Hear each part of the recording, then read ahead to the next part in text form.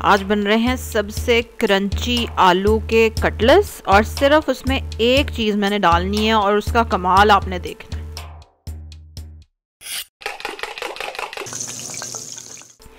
अस्सलाम वालेकुम, welcome to love to cook. You can do it, the best place for easy cooking. चलें जी, प्याली को सेंटर से मैंने हटा दिया दिखाते दिखाते आपको।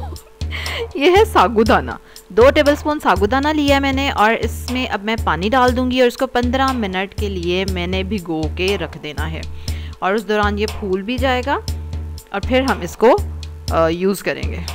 चलें जी, इससे पहले और इंग्रेडिएंट्स बताऊं। जो लोग पहली बार मेरी वीडियो देख रहे हैं ना, तो मैं बनाती हूँ सिंपल इजी मज़े की रेसिपीज़, ट्राइड।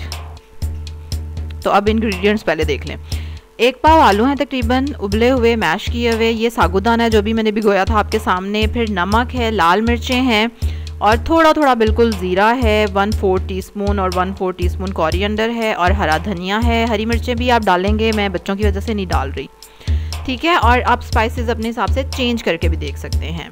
अब मैं करने वाली हूँ उन सारी चीज़ों को मिक्स और साथ साथ आपको कहने वाली हूँ कि सब्सक्राइब के बटन पे क्लिक करें फटाफट और बेल आइकन पे भी क्लिक करें और क्या करें, और अब फॉलो करें रेसिपी।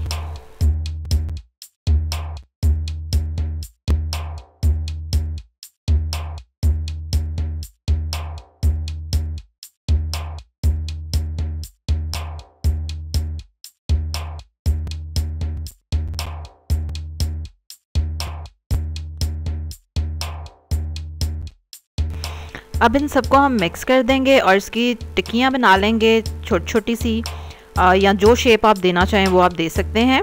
और उसके बाद हम इसको करने वाले हैं फ्राई। थोड़ा सा ऑयल डालेंगे पैन में और मीडियम हाई फ्लेम रख लें क्योंकि हमें ऐसे चीज़ को कलर ही देना है।